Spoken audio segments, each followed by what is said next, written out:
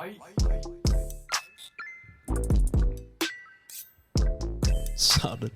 dude, we good, y'all. We good.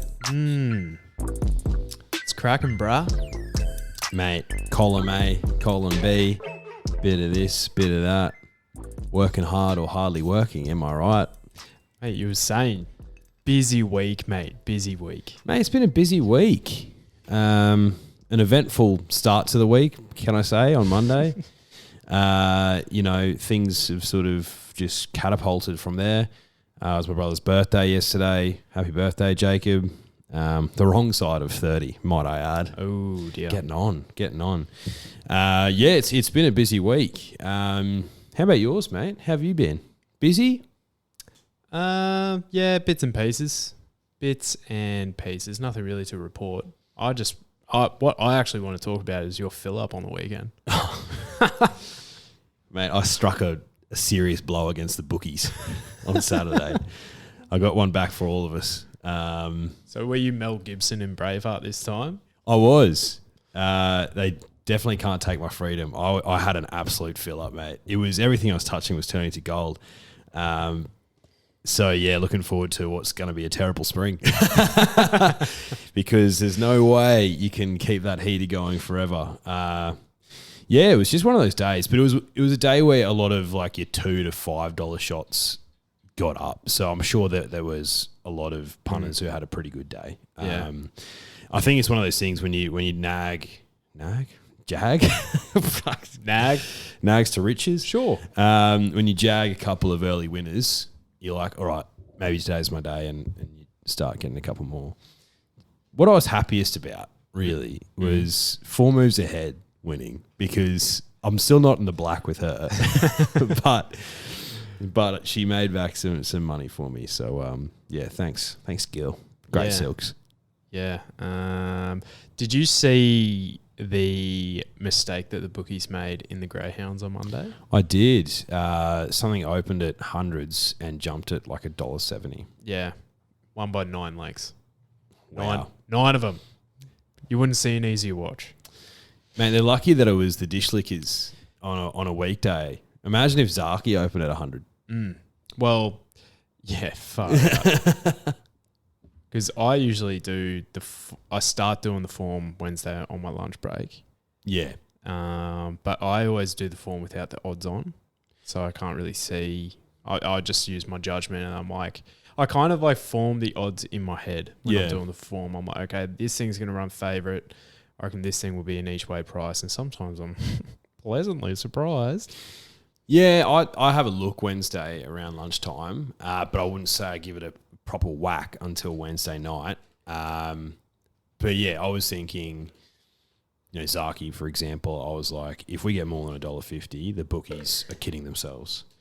Maybe they're suffering from a concussion from after the body blow. Yeah, big whack I gave them, big kidney punch on Saturday, single-handedly, guys. I'm leading the charge. Just waiting for the rest of the army to come back me up because I'm not going to last long.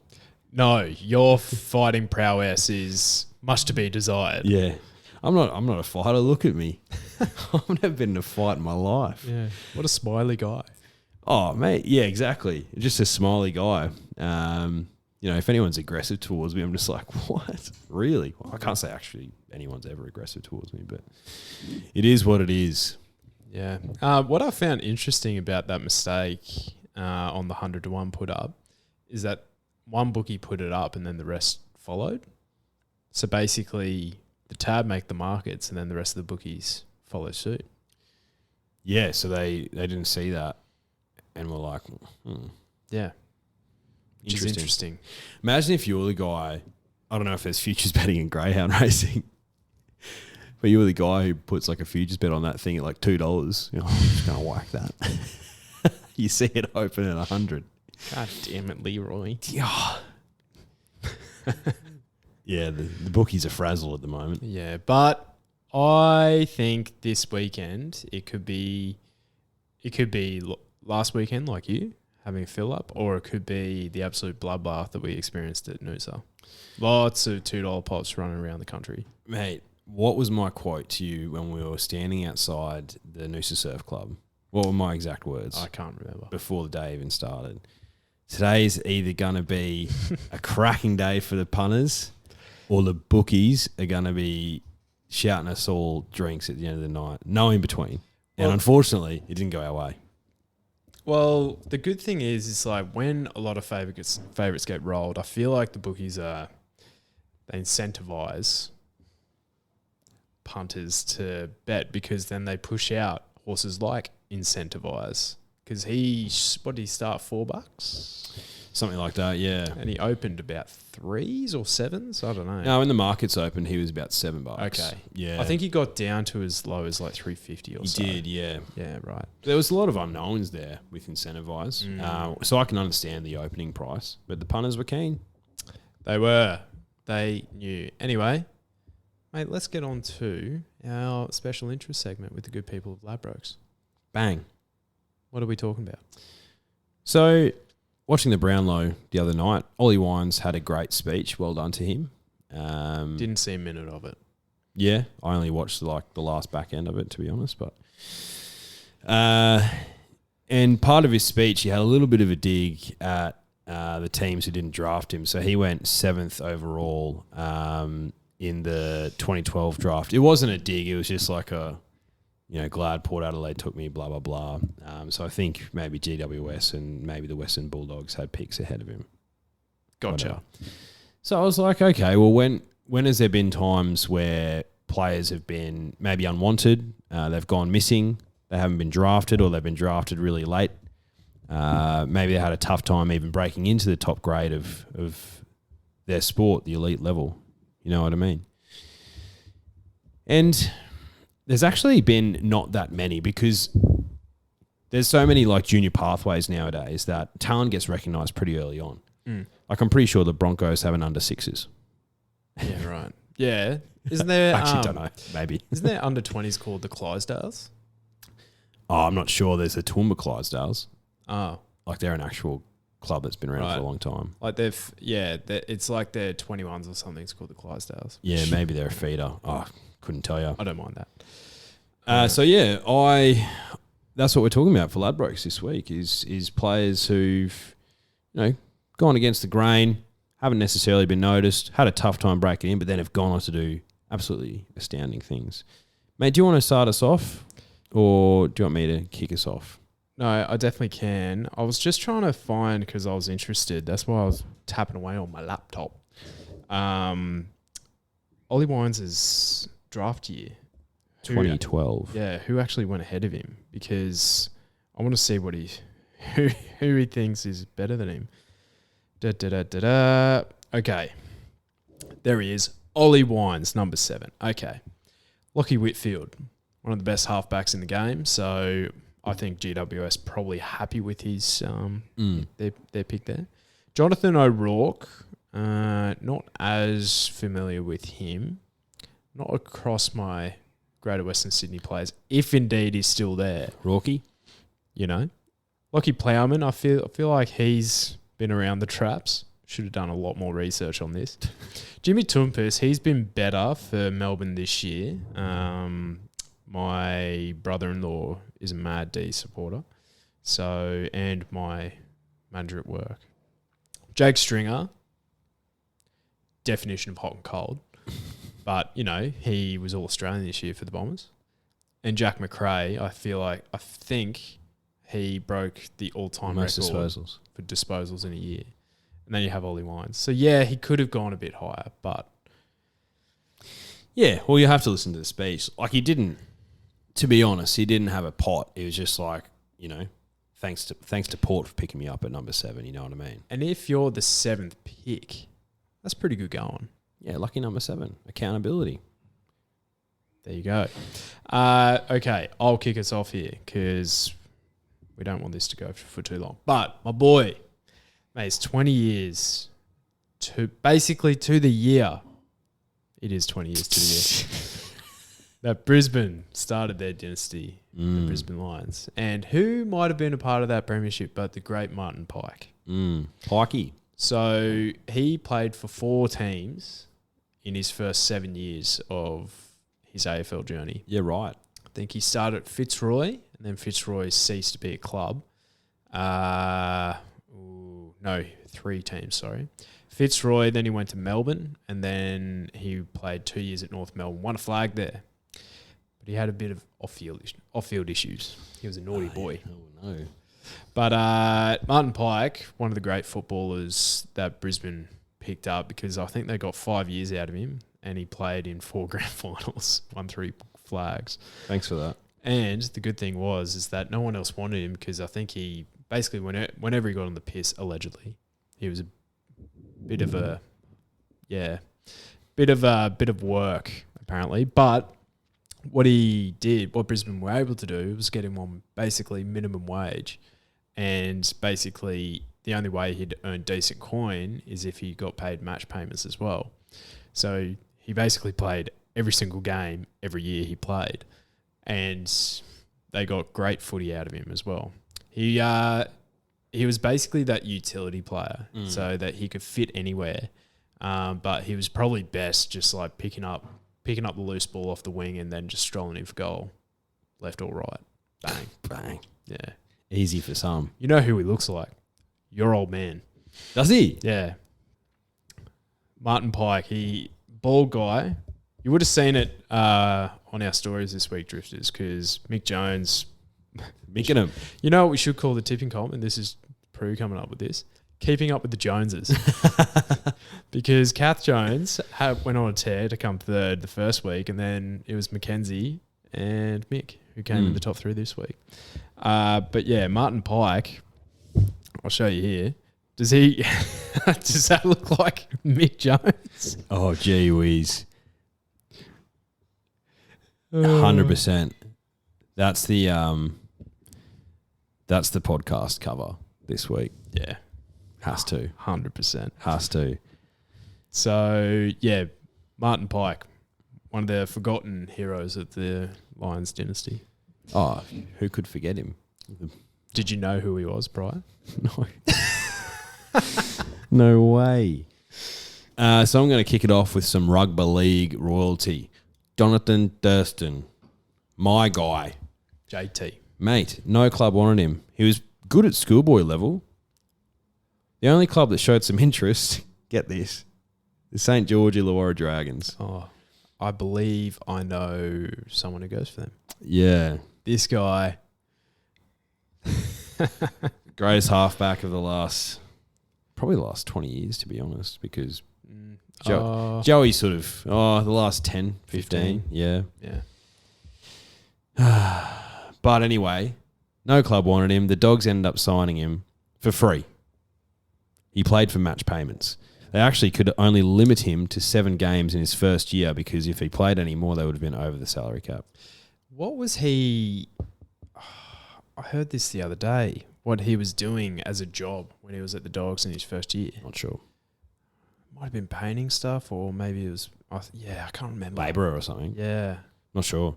He had to do something because he was literally getting paid nothing. Mate, he was getting paid nothing. He was getting paid in merch. Guess who he was behind? Get what in merch, in training gear.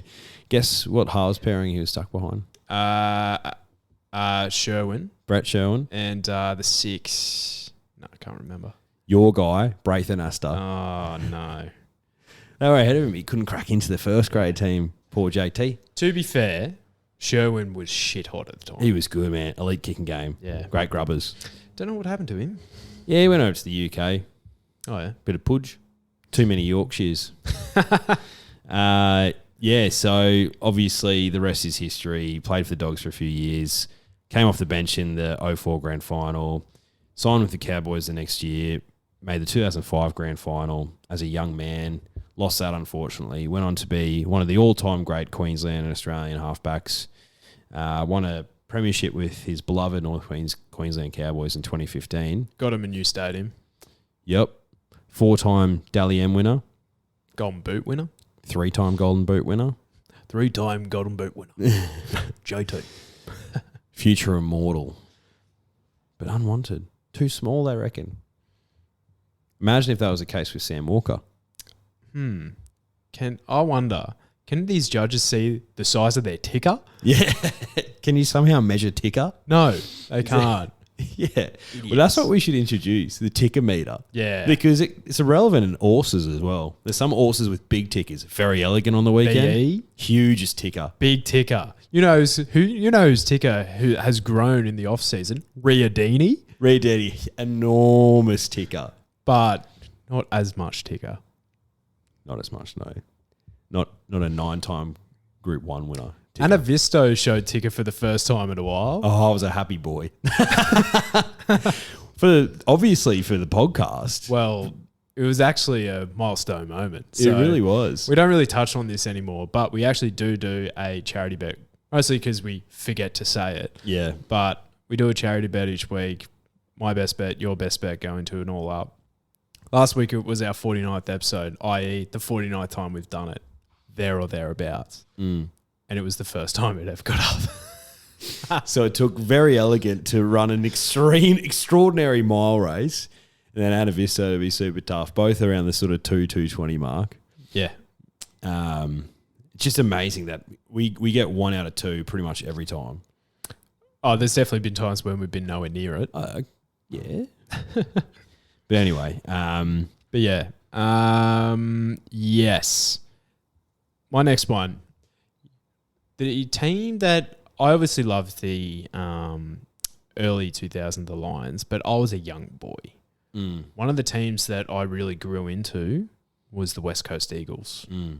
Oh, I love that side. Mm. Ben Cousins doing his best work on the field. Juddy, Dean Cox, Adam Hunter. Oh, loads of threats. So many threats just across the field. Daniel Chick. How good are they? He did the Angus Crichton. What, long hair? No. Oh, chopped his finger. Chopped his finger off. Because it was just cooked. Yeah.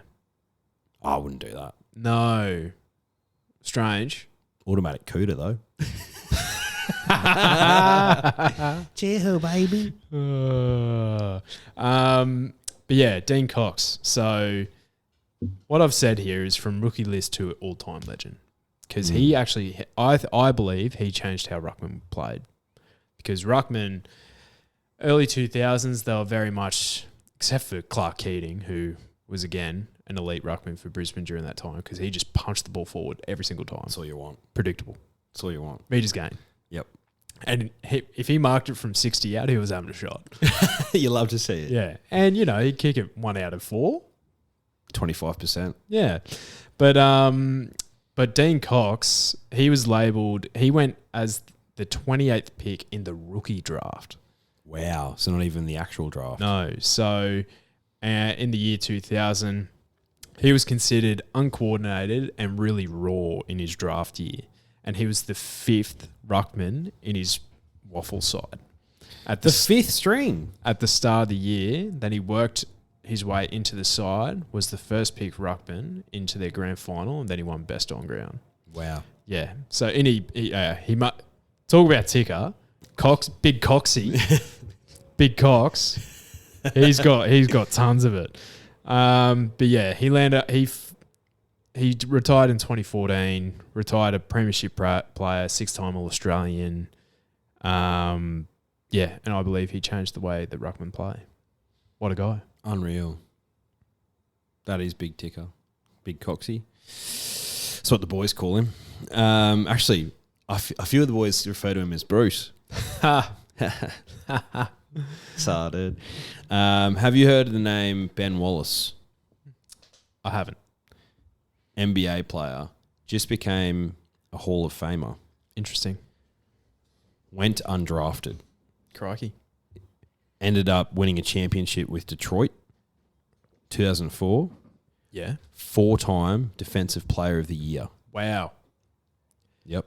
You know who this is reminding me of in great comparison? Zesty Lemons of NBA 2K fame.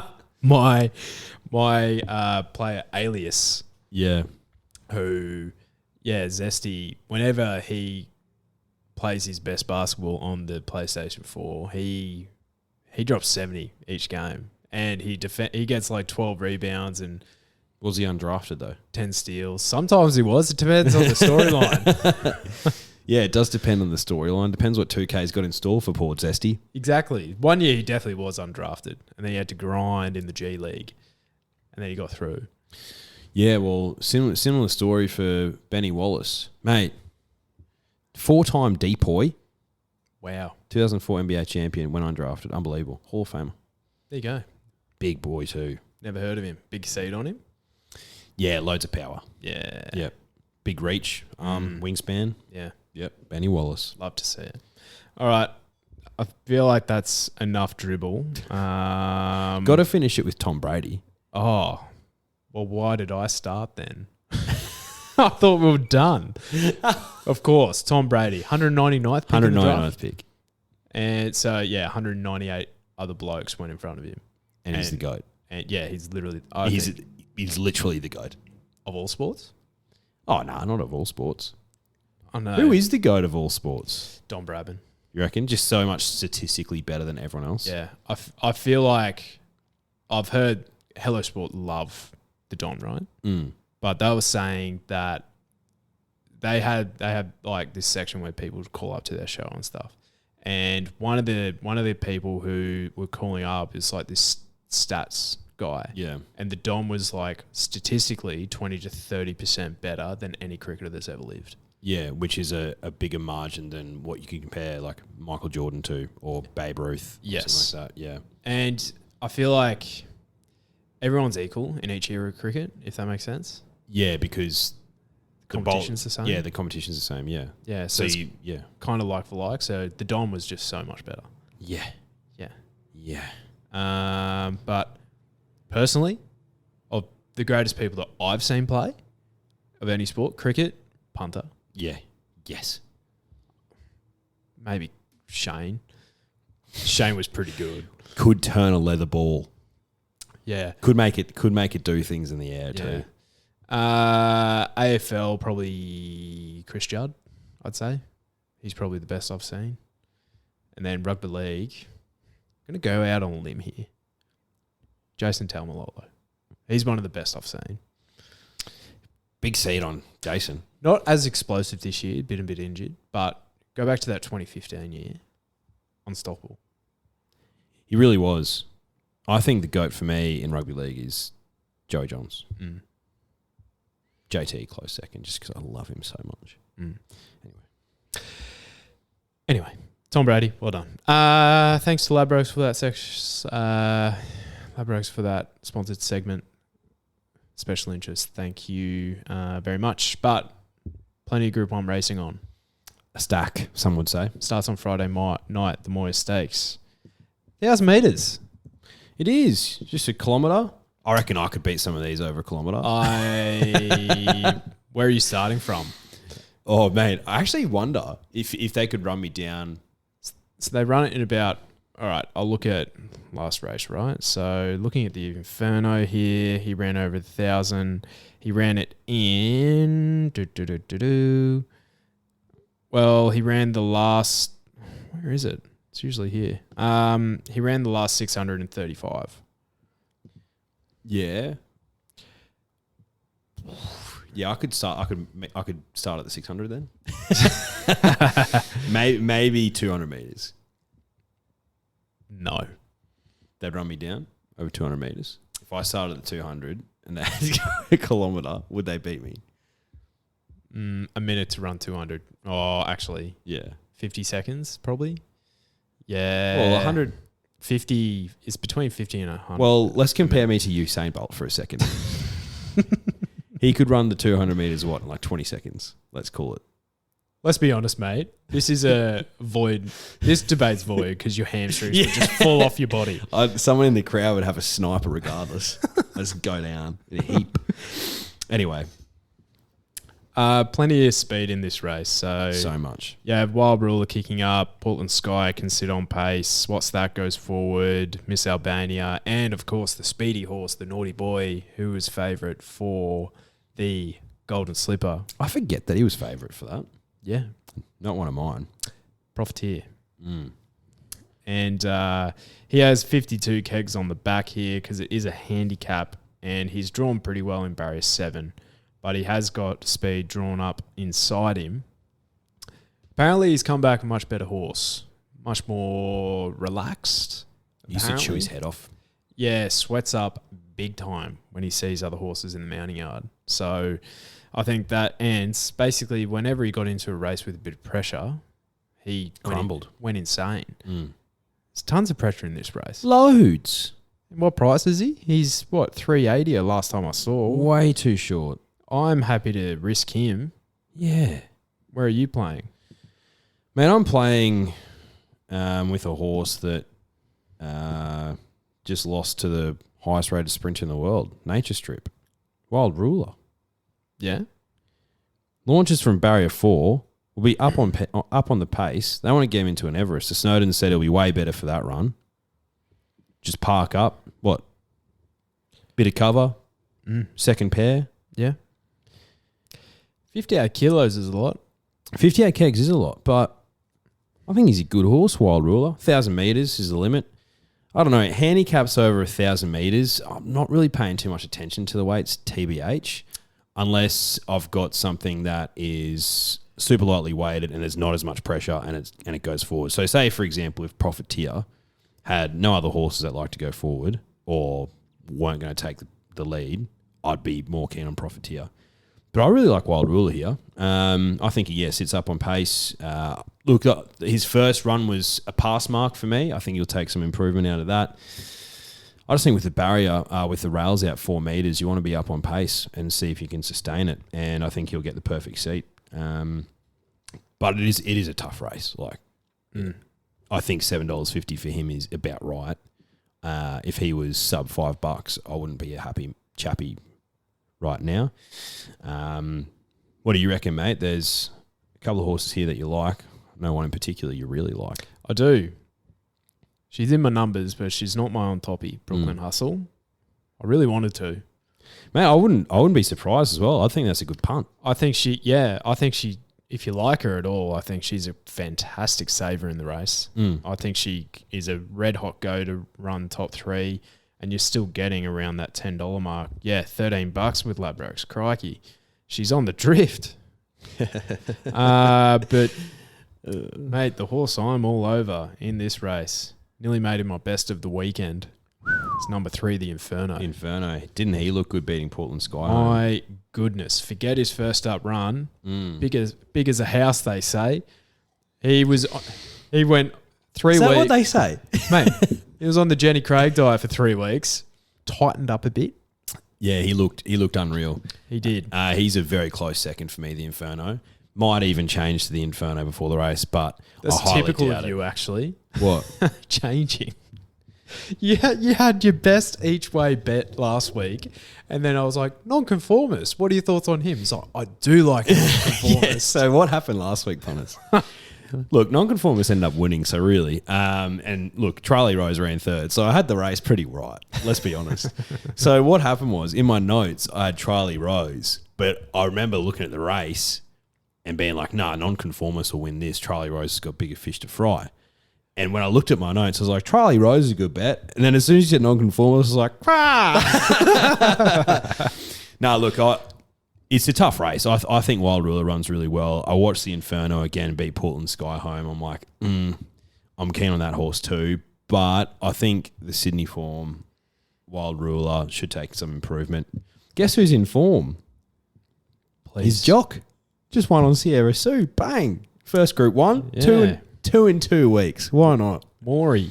Stranger things have happened. But I will admit that it's a tough race. Yeah. The Inferno, I think the amount of speed in this race, you can actually see horses that, are second or third pair back. There is the last 200, it can actually, there's a bit of lactic acid in the legs of the leaders. And the ones that sit off them can really run them down. Loving Gabby comes to mind. Yeah. Who won this last year? Pippi. She was pretty strong. But, yeah, that 1,000-metre shoot at the Valley, the Inferno, I think it is a good track, that suits him even better. I'm all over him. Damien Lane on board. He sticks. This will be Lane's 3rd run on him as well. So I think he will really figure this horse out. I reckon they are definitely looking for this horse for an Everest spot as well. I reckon so too. So I've got the Inferno on top. My girl, Brooklyn Hustle, running second. And who do I have running third? I think I had Portland Sky. Yeah, I've got Wild Ruler, Inferno, then Portland Sky. Like Portland, I just think he'll have to do a bit of work from barrier 8. I'm not sure where he's going to sit. So, but yeah, look, he could run super, but yeah, there's a load of other chances in the race, but let's leave it at that. Easy. Well, let's go to the Underwood. So 1,800 metres, Group 1, Wait for Age. I have Zaki on top. Who do you have on top? Yeah, I reckon Zaki wins. It's just a matter of by how many lengths. Yeah, I've got Zaki on top, mate. I think he could put these away by 4 lengths without even being whipped. Yeah. Probably 1,800 metres is interesting. Apparently, Cox Plate is still the plan. Okay. But if she runs poorly here, Empire Rose is the plan, which is terrible for my Nudge Futures bet. But Zaki, apparently Annabelle Nesium reckons that his form is better the Melbourne leg of going over in Europe. So this could be anything. 5-horse field, bit disappointing. Winks-like. Not saying he's Winks, but very Winks-like. She scared a lot away. So yeah, both on Zaki. Not even going to pick a trifecta here. No. Golden Rose is a bit more interesting. You do have a shorty at the top. Animo, deserved favourite. Oh, God, yeah. You backing him? Yeah, he's one of mine. He's definitely one of mine, Animo. Yeah, I think he wins. I think he takes improvement out of that last race. Apparently, he wasn't 100% right, according to James Cummings. Meets some of his rivals better at the weights here. I think he gets 2.5 kegs off Remark. Yeah, mate. He stalks him and he just kicks home. I'm that confident. James Cummings said he's a better horse than Bivouac. Yes. During the week. Yeah, better horse than Bivouac at this current point in his career. Yeah. Biv was a good horse. He was. He was fast sometimes. Not all times. Not all times, though. Had a bit of a think about it. He did. He got to an age where he was like, you know what I'd rather be doing? Want to be in the sheets. Yeah, exactly. Which I can't blame him. No. He is a young man after all. He is a very young boy.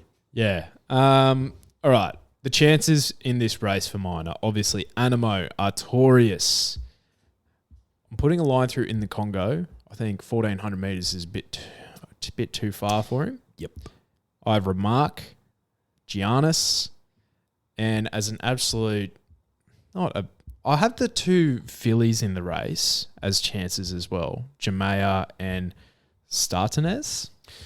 That's not right. Startantes, yeah. Startantes. Queensland horse. Got to respect that. Yeah. She's doing her best against whoever she's racing, but she's putting fields away. I'm leaning towards Animo. I don't think this is as clear cut as you think it is. Oh, yeah. Clear cut. Just straight through with a knife. Bang. I have Animo and Artorias at the top. I think those two are going to have a ding-dong battle down the straight. Like a day VE type operation. Yes. And what I might actually do if I had a big set of nuts on me. Like a Bradley Weston type. I would tip the booze bus, Artorias, on top here. But why aren't you? Because he is a booze bus, the Sydney way of going. Loves beers down in Sydney. Can't keep himself away from the hot spots down there. No. They're sober when they're driving. This fella, he's well over 0.05. Yeah, look, he should be a bit more mature, you'd think, than his last race down in Sydney. I know he got beaten as a sub $2 favourite last start, but he still ran awesomely. Maybe if he's up closer on pace, bit of work to do from that barrier. Won't happen. Won't happen. He won't be close to the pace, but I don't think Animo will be either. I think Animo can be up on pace. I think he's that dynamic. His turn of foot is elite. I don't know. Have we seen it? Has he sat on pace? I feel like every time he runs, he's a back marker.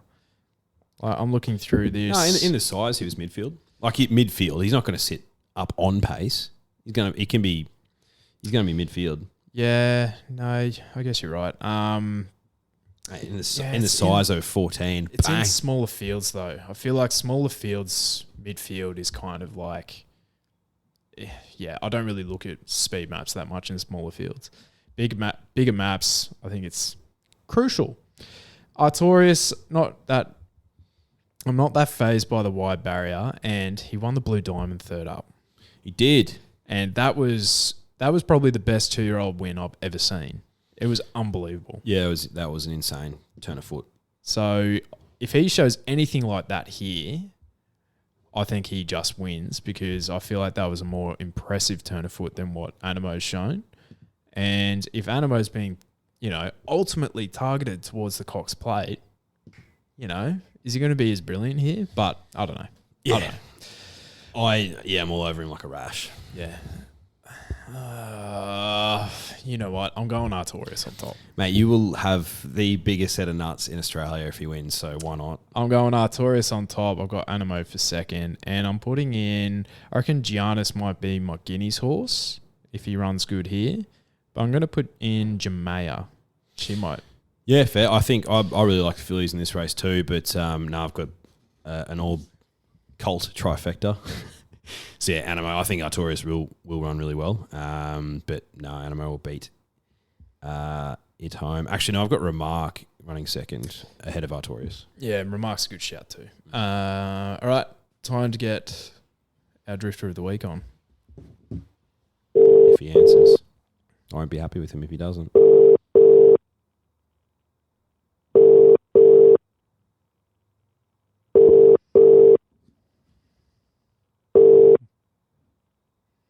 Hello? Mackenzie, it's your brother speaking. Hang on. You all right? Yeah, gotcha. Yeah, gotcha. Oh, headphones on. How are you? Mate. Yeah, good. Yeah, good, mate, yourself? Yeah, good you. Yeah, not bad. Obviously got Hutcho here as well. What's up, brah? Yep. Hey, Hutcho. How are you? Good, brah. Good. Thanks for coming on the pod. Absolutely. Yeah, cool. Yeah, big day of racing on the weekend. Massive.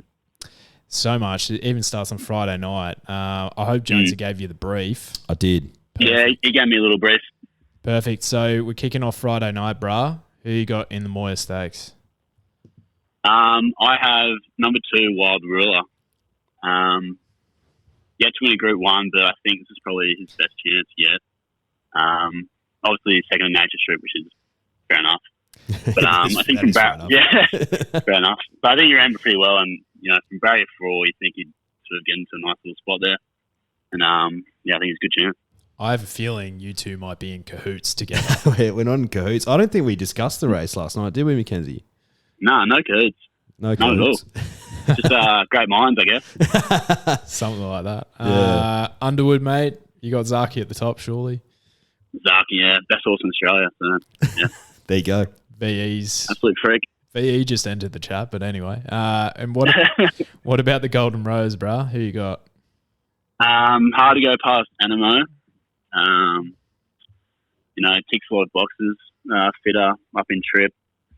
So I think I made bad luck with him, actually. Yeah. Yeah, no, it's fair enough, mate. He's a good horse. Yeah. I don't know. I'm smelling a cahoots session. There is no cahoots here at all. Zaki and Animo, that's surely everyone's. That's like thinking similar things. It's like every punter in Australia is in cahoots. Yeah, exactly. mate, if those two go down, the fucking bookies will be laughing. If those two go down, the bookies will be absolutely laughing. So. That is true. But all right. On to your better bets of the day here then, mate. So who's your value player of the day? Your Ruffy. Actually, I've gone for Rosehill Race 6, number 6, Yonkers, which is paying like 36 or something. Yeah, that is rough. That's a Leroy. He's done it again. I did it again. These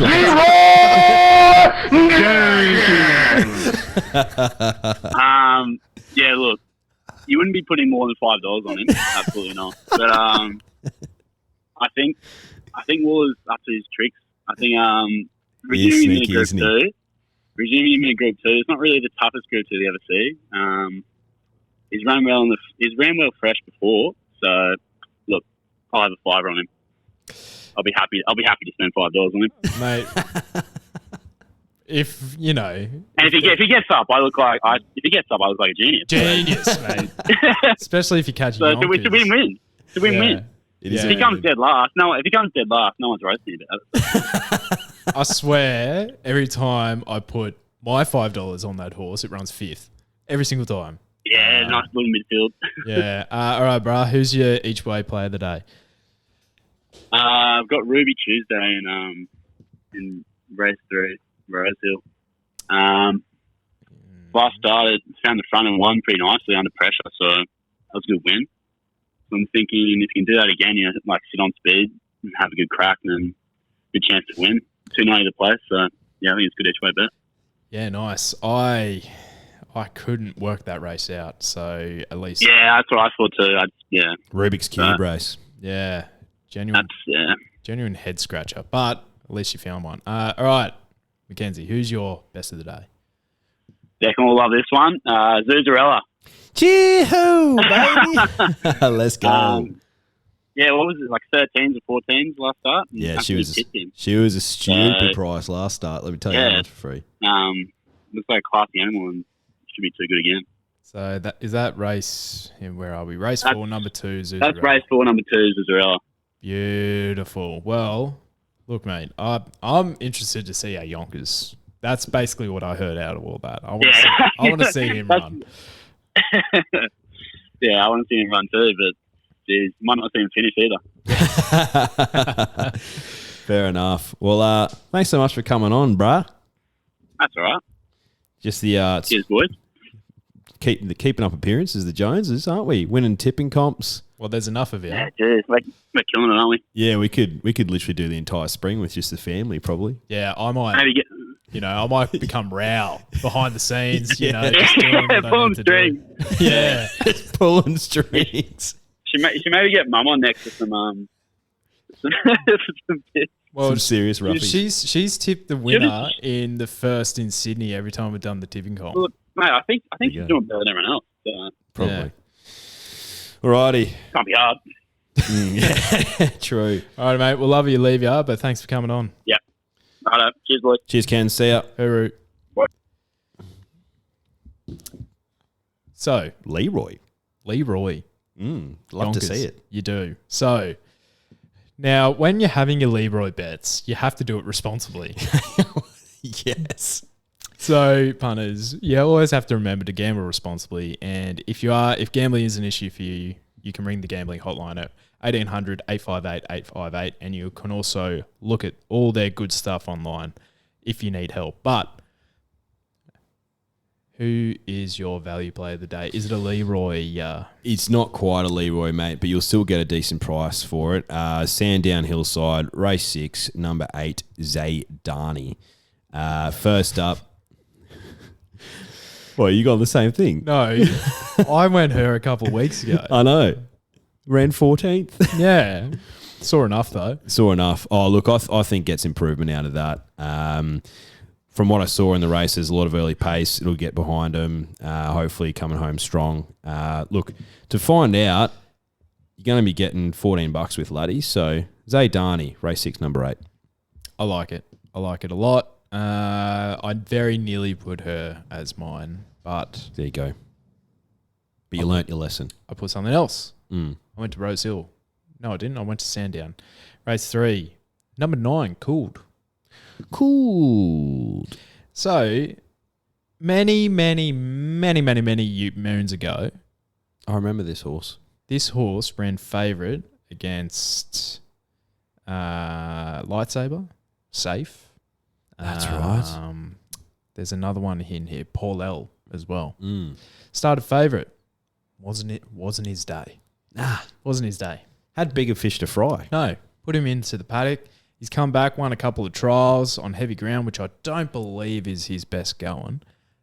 And he's turned into a proper silver fox, this horse. Has he? Yeah, oh yeah. He grey boy. Yeah, he's out of frosted. So of course. He's a big grey boy. But yeah. Going down to the big smoke of Melbourne. Bit of a city raid. From Gosford. Yep. So Sydney form is playing out. But started at $1.90 last start, and he did get challenged right in the last stages. Has a bit of a high head carry, VE like. Yeah, Right. really put it out there. I thought it was done, but he really went to the line hard. Got the JD. 1,400 is a slight query for mine. I won't lie to you all. That's why you're getting a price, mate. But I don't think he has to lead here. And 55 kegs on the back. Jai McNeil in the saddle for Team Hawks. I think he's a great bet. And I think he is around the $13 on offer. So I think he's a nice play. Just go for it. Each way for me. Staying in Melbourne, going to race 9, number 11. Flexible. Hold on a second. Getting $5 with Ladbrokes at the moment. Getting your cash back. If it runs a place. Ollie on board. Really liked Flexible last start. Actually at Sandown, so you know I can get around the track. That was over a mile. Goes up 200 metres here. I think it's worth a play. Throw at the stumps. Barrier 4 should get a good sit. Ollie on board. Bang. Lovely. I couldn't believe the price of this horse. And I think it's because in Sydney, race 5, because Paul L is the favourite here, and it's in quite good nick. But what sort of state done wrong? The New Zealand galloper. I'm not sure. What has it done wrong? Mate, this thing's been winning by like 6 lengths each time it goes out. Yeah, right. Yeah, it's one of the favourites in the Coolmore. Yeah, right. Yeah, this horse, I completely forgot about this horse. But I saw it, as soon as I saw it, I'm like, this thing is well over the odds at double figures. I think he could start in single figures here. I'm happy to have him as my each way play. For Jamie Richards, Kieran McAvoy on board, he does have to give weight to the rest of these, but he might just be too good. He's only, really, if you're looking at it, the twoies that are close to him in weight are Paul L and Home Affairs. And Home Affairs, I think, will run a cracking race first up. I think Paul L is a horse that Godolphin's considering for the Everest. But yeah, sort of stayed at that price, worth throw at the stumps. Yeah, and you know, we always have this debate where is the New Zealand form any good? Well, probably, she kind of did all her main racing in Australia, but in Trivier, she's proven. Another potential Everest horse. You know, I feel like it's just like, I feel like Sort of Stake can get the job done here. Winners win. Probably Silks. I like him. I like him a lot. Anyway, who's your best? Animo. Okay. There's a lot of horses I like this weekend, though. Zuzarella, Cherry Tortoni, I think will run really well. I wanted to take on Cherry. Where is he? Oh, you're taking on Elephant. Yeah. Okay. I think Cherry's going for a Golden Eagle. Interesting. I didn't mind Harbour Views in that race. Harbour Views done nothing wrong. No. You know, he's had one run in about a year, but he won that one run. Yeah, he did. Guess who was on him? Corbo. And Macca. And Macca. Jeez. FFS. Yeah, exactly right. There's actually a stack of horses I really like this week. Shay Low is resuming, about $3 as well. But I'm that confident Animo just blitzes them. Anything in the black, I think, is generous from the bookies. Wow. That is confidence. You heard it here first. Guaranteed you didn't. I think I read that exact quote somewhere. I want you to go to Moonee Valley on Friday night. You're going Friday night? Yeah, get it out of the way early. Yeah, love to see it. Glory or despair. Race 6. So, the JRA Cup. Yes. Al Galale won this last year, and trust me, my best bet is not him. What's Homesman done wrong? Mate, Homesman's a good horse. He is. He's a good horse. He's better than these. Mate, residual fitness from the winter, where he's run a couple of places in Eagle Farm. Mate, for Team Williams, in those silks, disregard that he's first up here, over 2,000. Don't worry about it. I heard It'll be rock hard. Oh, yeah. I've heard the Freedmans about him today on RSN. He's like, oh, he's sprightly. He looks a picture. And Mickey Blue Eyes, so will he be ready to go first up? Oh, yeah. Oh, yeah, he will. I think Homesman's a cracking bet here. Things you love to hear. That. Yes. I'm looking through the fields here and not much scares me. Oh, look, if I was to bet on another horse, I'd probably be betting on Defibrillate. But yeah, he sometimes doesn't like to turn up. Yeah. And he's the $3.90 favourite, Defibrillate, and Homesman you can get $4.80. Won the Australia Cup, I believe, over the same distance. Obviously not first up, but I believe they're trying to get this horse into the Cox Plate as well. I believe he's a cracking bet at $4.80. Well, mate, we'll get our all up some value because Animo is short. Wow. Wowie. Maybe I should chuck in one of my other bets for a bit more juice for our all up. Let's not do that. We only just won our first one. On Treviere as well is a great bet on the weekend, I think, personally. No. I think she's a good bet, but let's not lob her in there. No. We'll stick with Animo. All right, guys. No run. Man, I love that you've put Artorias on top because you're not succumbing to peer pressure. You're not succumbing to form pressure either. You're trusting your gut, which you didn't do enough last season. No. I had that many. I did it a few times with Lions Raw, and he ran a really nice second, but he was virtually a winning price at a place price. Yeah. Same with Personal. Yep. That was a good weekend for me, actually. But, yeah, I have a feeling it's going to be just a bit of a... Just absolute heartbreak for all the punters. Yeah, and Artorias, mate, he was... What was he? $1.80 into $1.60? Last start. Yeah. Yeah, something like that, yeah. Like, I feel like the starting price profile tells a lot. And the other thing is it was a slowly run race for Artorias. I think he needs the pace on, like the Blue Diamond. He's going to get that in the Golden Rose. He will. And what do you know, mate? He has his nuts. Yeah, well, we learnt that lesson last year, didn't we? That's a year ago. That was Jake Milne. Who had one of the worst performances giving out tips of all time on this podcast. Yeah. But we'll have to get him back on because he needs redemption because he deserves that. Oh, he definitely does. But because we were all over Rothfire like a rash. Yeah. He's like, we're like, mate, who are you on? Ole Kirk. Why is that? Still has his nuts. In the last 10 winners, yeah, all have their like nuts. that. Yeah. It's a size sire producing race. Yeah. One filly since 2003, I believe. Yeah. I put that out on a post or Yeah. whatever. To be fair to Rothfire, though, he did get an injury in the race. He did. But anyway. He did. Now he's in the Everest. He is. Redemption. Speaking of redemption, if you want your chance at redemption this week, punters, in the tipping comp. We forget this every week. Tipping comp, Ladbrokes. The punters have spoken. I'm making an executive decision now. It will be at Rose Hill. Okay. Not Sandown. Fair enough. First time we've been playing at Rose Hill for a long time, so fair enough. Yeah. I feel like the 10 races at Sydney, everyone wants to have a go. I will say, I'm at a wedding this weekend on Saturday, so the winner might not be announced till Sunday. But you'll see it on socials. We'll figure it out. Thanks for listening. TY, see ya. Hooroo.